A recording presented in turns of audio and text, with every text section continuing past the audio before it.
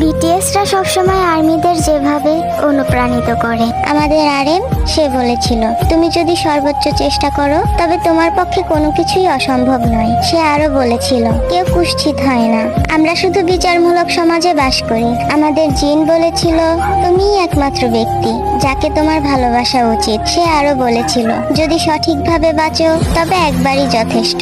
আমাদের সুগা সে বলেছিল, অবশ্যই কঠোর পরিশ্রম সবসময় ভালো ফল দিবে। সে আরো বলে, তুমি জন্মেছো সত্যিকারের মানুষ হতে, নিখুঁত হতে নয়। আমাদের জেহব সে বলেছিল, তোমার হৃদয় পরিষ্কার রাখো এবং সর্বদা খুশি থাকো।